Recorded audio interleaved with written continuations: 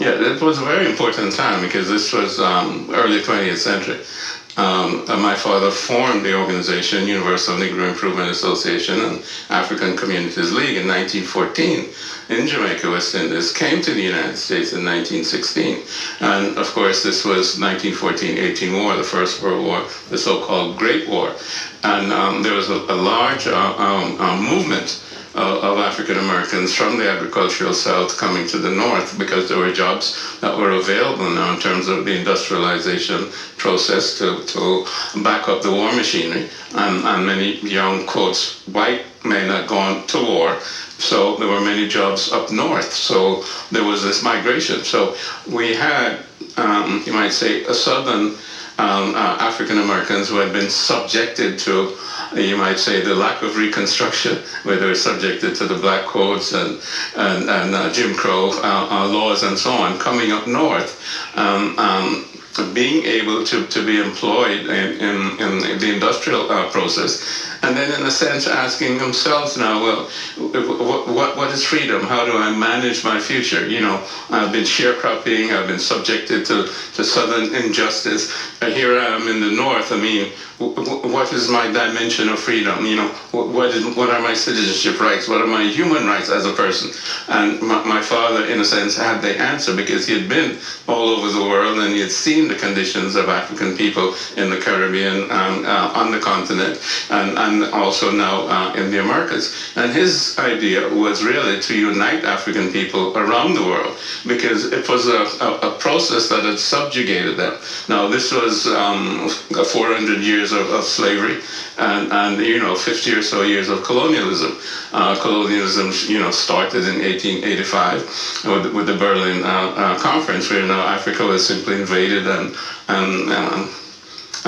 dispensed to different European groups who just took over and reduced populations to peonage. And of course, post-slavery, there was no assessment of the needs of African people who had been enslaved for such a long time. So there was no reparations for African people. The reparations was for the slave owners. So African people were destitute all around the world because of slavery, because of colonialism. And Marcus Garvey felt that, my dad felt that, it was important to unite African people because with that unity, we would have some strength in terms of our resources, human and otherwise. Yes, well, basically he was targeted by J. Edgar Hoover of the FBI. As early as 1919, he called him a Negro agitator up in Harlem who was agitating for radical measures of uplifting African people. So he infiltrated my father's organization. The first black FBI agent was hired at that point in time to infiltrate the organization, and there were many others. Hoover and the Justice Department were looking for some means to criminalize Marcus Garvey so that he could be deported, because he was an immigrant. He had filed his first papers, but they were keeping him from becoming a full citizen. Every time he left the country and so on, they wouldn't grant him visas to come back in, etc., etc. He had an attempt on his life by someone who came into the Liberty Hall, shot 3 shots at him, 2 sort of hit him, grazed him, 1 in his leg.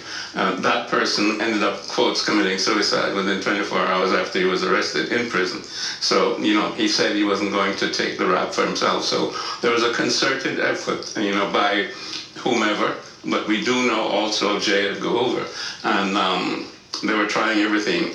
The Mann Act, of course, transporting a woman across the state line. The woman was my mother, his wife. Of course, she wasn't my mother yet at that point in time, but she was his wife. They were looking at him for tax evasion, and then we're looking at him about the Black Star Line, which was his signature economic project to trade between Africa, the Caribbean, and the United States. So again, the whole idea was a political trial to destroy him.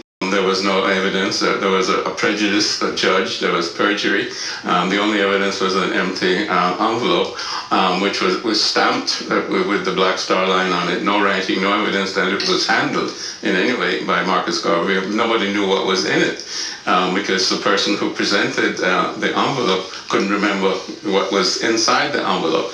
And also he was a perjured witness in that he was told by the prosecuting attorney to lie about the contents and whether he worked with the UNIA. The civil rights movement started with Marcus Garvey. It's acknowledged by Brother Malcolm, it's acknowledged by Martin Luther King, and it's acknowledged by anybody who knows history. The president stands on that foundation. It is for me to inform you that the Universal Negro Improvement Association is an organization that seeks to unite into one solid body the 400 million Negroes of the world.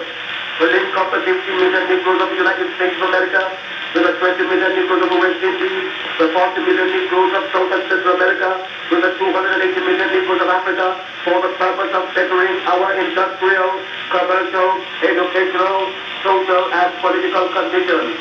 As you are aware, the world in which we live today is divided into separate race groups and distinct nationalities. Each race and each nationality is endeavoring to work out its own destiny to the exclusion of other races and other nationalities.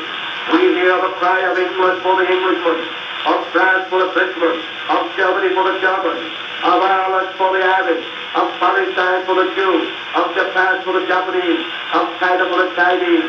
We of the Universal Negro Improvement Association are raising the cry of Africa for the Africans, those at home and those abroad. There are 400 million Africans in the world who have Negro blood coursing through their veins.